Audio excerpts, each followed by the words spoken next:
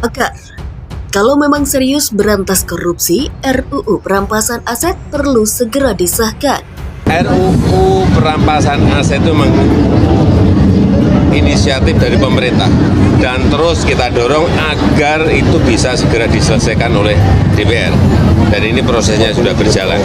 Kita harapkan dengan undang-undang perampasan aset itu ya akan memudahkan proses-proses utamanya dalam tindak pidana korupsi untuk menyelesaikan setelah terbukti karena payung hukumnya jelas. Disetujui oleh DPR yang dulu, pemerintah lalu memperbaiki yang dulu oleh pemerintah dengan disepakati. Kami mohon disetujui, kami akan lebih mudah tuh seperti ngambil itu Pak. Itu pencucian uang juga tuh, dana BLBI. Dana BLBI itu 111 triliun Pak, nggak bisa diambil. Lalu kami minta impres Pak, buat impres kepada saya ambil.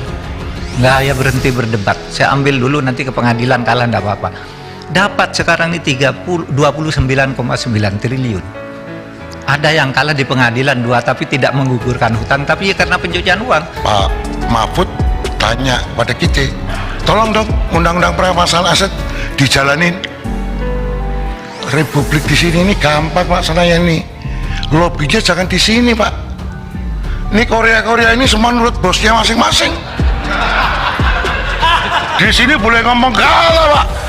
Bambang Pacul ditelepon, Ibu Pacul berhenti, siap.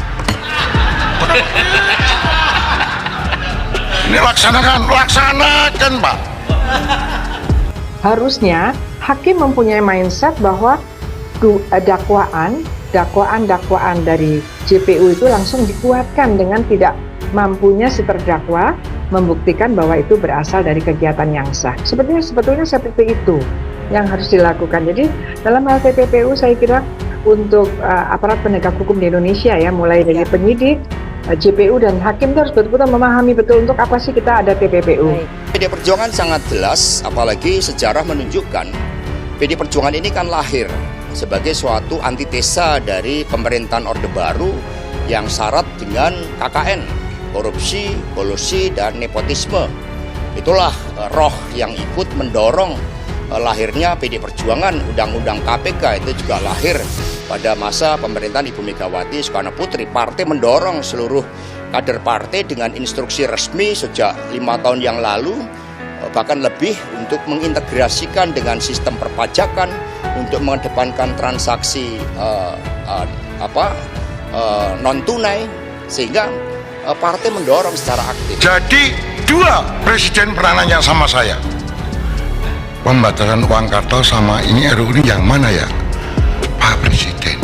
Kalau pembatalan uang kartal pasti DPR nangis semua. Kenapa? Masa dia bagi duit harus pakai e-wallet? E-walletnya cuma 20 juta lagi, nggak bisa Pak. Nanti mereka nggak jadi lagi. Oke. Loh, saya terang-terangan ini gitu loh.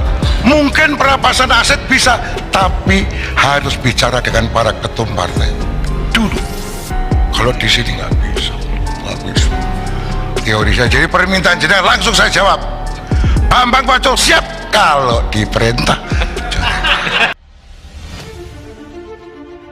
Pakar tindak pidana pencucian uang Yanti Garnasih menilai rancangan undang-undang perampasan aset perlu segera disahkan untuk memaksimalkan upaya pemberantasan korupsi di Indonesia. Sebagai informasi, sudah bertahun-tahun pemerintah dan Dewan Perwakilan Rakyat mengadakan pembahasan soal RUU perampasan aset, namun hingga kini tak kunjung disahkan. Perampasan aset itu kalau kita memang serius mau memberantas korupsi, kata Yanti saat ditemui di Universitas Patimur Ambon, Maluku, Kamis, 4 Mei 2023. Yanti mengungkapkan dirinya juga sudah pernah membahas RUU perampasan aset pada tahun 2006 sampai 2008. Menurutnya sejak saat itu sudah banyak pihak yang ingin mengesahkan aturan tersebut sehingga seharusnya RUU itu bisa segera diresmikan. Saya sendiri ikut pembahasan 2006 sampai 2008. Jadi masih ada kok orang-orangnya yang bisa bicara bahwa dulu itu kalau mau mandi itu tinggal cepet kok. bukan sesuatu yang susah, bukan suatu hal yang baru. Karena tahun 2006 itu sudah mulai ada embrio pemikiran ke sana, ucapnya. Dia juga berpandangan indeks persepsi korupsi saat itu juga menurun akibat ketiadaan aturan soal perampasan aset yang mampu jerat pelaku kejahatan korupsi. Yanti menambahkan hukuman penjara bagi pelaku korupsi juga tidak begitu memberikan efek jera. Sekarang malah merosot ke 38, antara lainnya tidak ada perampasan aset sehingga tidak ada penjeraan. Jadi nggak adalah arti sedikit lagi, artinya sedikit sekali, artinya kalau penjeraan itu hanya pemindanaan saja, tegasnya. Selanjutnya, dosen hukum pidana Universitas Trisakti itu juga mengatakan saat ini masih sulit melakukan kerjasama internasional untuk menelusuri seluk-beluk terkait korupsi. Menurutnya, hal itu juga dapat menghambat proses hukum yang dilakukan. Untuk kerjasama internasional selalu ditanyakan, mana undang-undang perampasan aset Anda? Tidak punya kita, tambahnya. Selain itu, Yanti juga mempertanyakan pihak mana yang membuat proses pengesahan RUU perampasan aset lama berjalan. Apakah dari pihak legislatif atau eksekutif? Padahal, aturan tersebut kata dia adalah kepentingan rakyat. Artinya, gini, undang-undang itu kan untuk rakyat yang menjadi korban korupsi yang pertama. Ada juga korban kejahatan lain. Nah, yang ditanyakan kepentingan masyarakatnya dong, bukan kepentingannya penguasa. Eksekutif dan legislatif itu yang menjadi pertanyaan itu yang harus didorong, tegas Yanti. Diketahui Menteri Koordinator Bidang Politik Hukum dan Keamanan Mahfud MD mengatakan bahwa surat Presiden tentang RUU perampasan aset telah dikirimkan ke DPR RI. Mahfud mengatakan bahwa surpres RUU perampasan aset telah dikeluarkan Presiden Joko Widodo pada Kamis 4 Mei 2023. Pertanggal 4 Mei 2023, Presiden sudah mengeluarkan 2 surat. Satu surat Presiden kepada DPR yang dilampiri dengan rancangan Undang-Undang Perampasan Aset, ujar Mahfud di kantor Kemenko Polhukam Jakarta Jumat 5 Mei 2023.